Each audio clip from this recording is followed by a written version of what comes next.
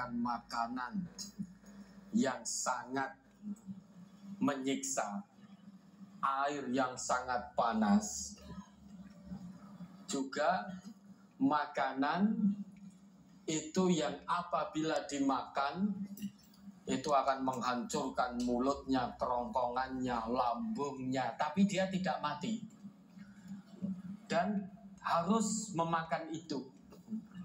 Mau tidak mau harus memakan itu. Namanya zakum.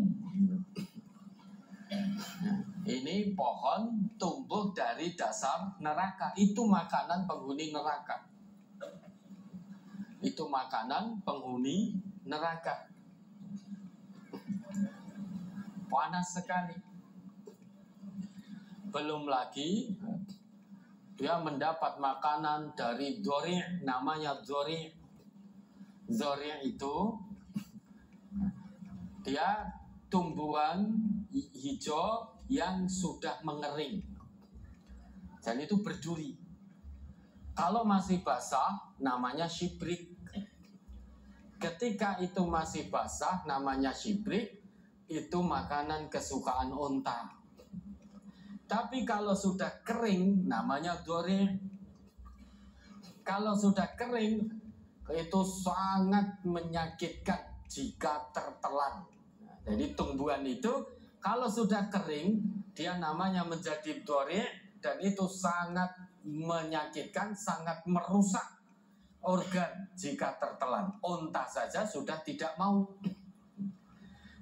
Tetapi itu nanti akan menjadi makanan penghuni neraka. Sesudah itu diberi minuman. Minumannya sangat panas, hamimun. Hamim itu air yang sangat mendidih sampai ke puncak didihnya. Dan api yang digunakan untuk membakar air yang mendidih ini itu api dari neraka. Yang kalau menurut hadis Nabi letterlek itu 70 kali lipat panas api di dunia. Kalau suhu panas api dunia itu maksimal 1300 derajat, maka kali 70 akan diketemukan angka 91.000 derajat Celcius. Itu yang digunakan untuk ngobori air sampai mencapai puncak didihnya. Lawang kita ketumpahan air yang 100 derajat saja sudah hancur lebur. Minum air yang panasnya 100 derajat saja sudah tercabik-cabik, sudah karuan. Ini yang digunakan untuk ngobori apinya itu 91.000 derajat Celcius kalau letterlek berdasar sabda Nabi. Maka hamim di situ air yang sangat panas diobori dengan api dari neraka sampai mencapai puncak didihnya. Ghosak itu air yang sangat dingin. Artinya ghosak itu nanah yang sangat dingin. Nanah yang keluar dari tubuh penghuni neraka.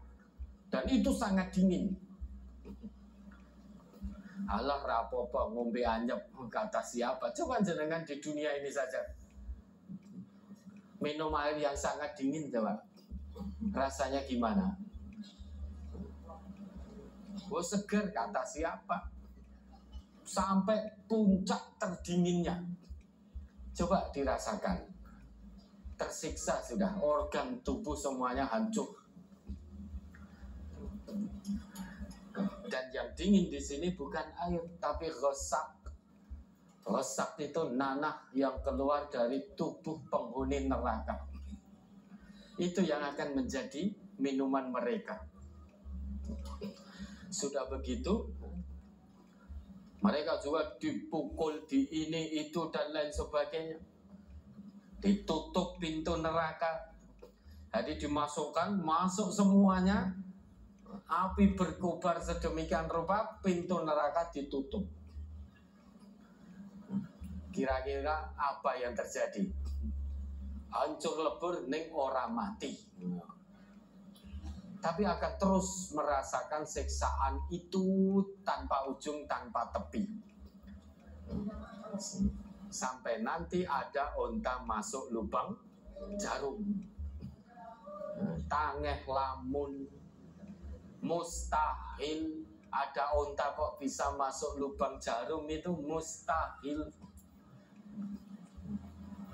Urip hidup di dunia hanya sebentar, sampai di hari kebangkitan ternyata diseret ke neraka. Naudzubillah, selama-lamanya di situ.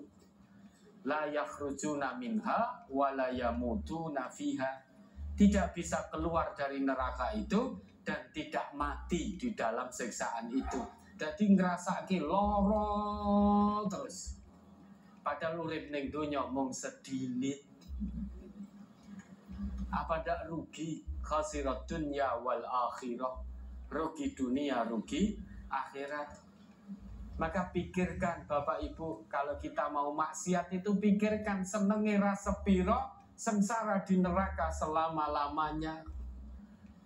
Disiksa bertubi-tubi, makanannya seperti itu, minumannya seperti itu. Semua organ tubuh meleleh, habis itu diganti yang baru, dibakar lagi, meleleh lagi, ganti lagi yang baru, meleleh lagi, terus seperti itu. Tujuannya apa? Kata Allah, biar mereka terus-menerus merasakan pedihnya siksaan neraka. Pikirkan, fakir qabla an ta'zima. Pikirkan sebelum berbuat. Mau maksiat, pikirkan senenge rasa piro. Tapi neraka selama-lamanya. Mau malas sholat, pikirkan penake rasa piro. Tapi neraka selama-lamanya. Kalau kita memikirkan itu Bapak Ibu, niscaya sulit bagi kita untuk bermaksiat. Dan insya Allah akan semangat untuk beramal soleh.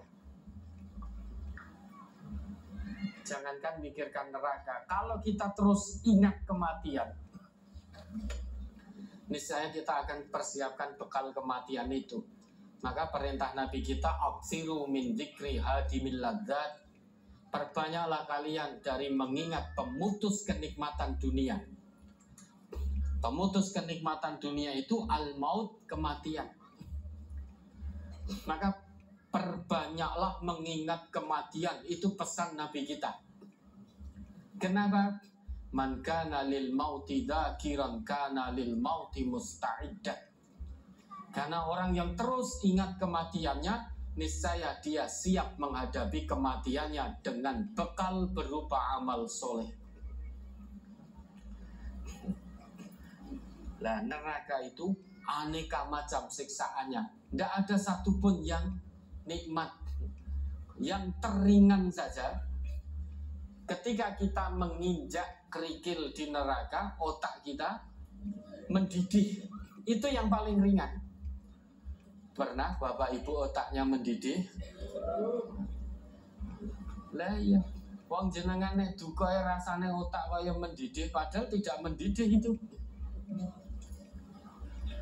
Tapi nanti siksaan yang paling ringan itu saat seseorang menginjak kerikil di neraka, otaknya mendidih. Hanya kerikil kecil terinjak dan harus diinjak. Nggak mau nginjak, diseret untuk nginjak. Kerikil kecil. Begitu nginjak, otaknya langsung mendidih. Itu yang paling ringan siksaan neraka. Belum lagi siksaan-siksaan yang lain yang lebih berat. Nanti jadi kalau semua penghuni neraka sudah masuk, malaikat, di situ ada penjaga-penjaga neraka, malaikatun ghiladun syidad, alaiha malaikatun ghiladun syidad. Penjaga neraka yang kasar lagi keras, tanpa belas kasihan. Ketika semua penghuni sudah masuk, nerakanya ternyata masih bertanya, hal min mazid, ada tambahan enggak? Masih longgar ini tempatnya. Kalau sudah masuk semua, perintahkan oleh Allah tutup pintu neraka. Jadi mumplak-mumplak di situ. Hari diobori, mumplak-mumplak di situ. Mau keluar enggak bisa, pintunya ditutup. Tapi bagi penghuni surga, begitu semua penghuninya masuk, pintunya tetap dalam keadaan terbuka. Gitu? Mufattahatan lahumul abwab, pintunya terbuka. Ketika mau masuk, Allah perintahkan buka pintu surga itu. Hamba-hambaku akan memasukinya. Begitu pintu surga terbuka, maka semua penghuni surga masuk dan pintu surga terus terbuka. Itu menandakan tempat itu aman, tempat itu nyaman. Penghuninya bebas, mau kemana-mana bebas, menikmati semua hidangan, semua suasana, semua kenikmatan yang ada di surga yang tidak pernah ditemukan di dunia. Tapi penghuni neraka, dia menjerit, mengadu, menangis, merintih, kesakitan. Pintu neraka tertutup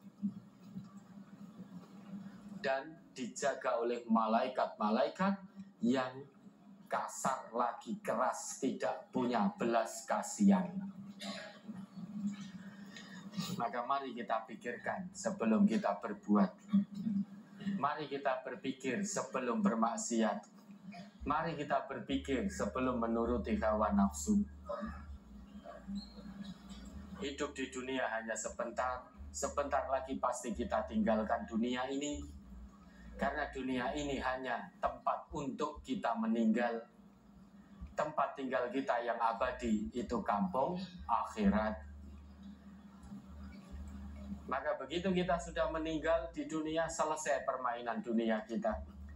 Untuk kemudian melangkah menuju kehidupan perjalanan yang sangat panjang tanpa tepi. Kita perjalanan mudik ke kampung yang abadi, yaitu kampung akhirat.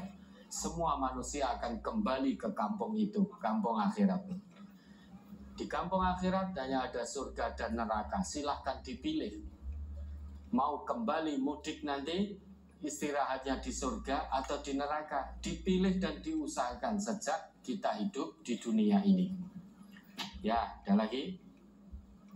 Masih dari brosur.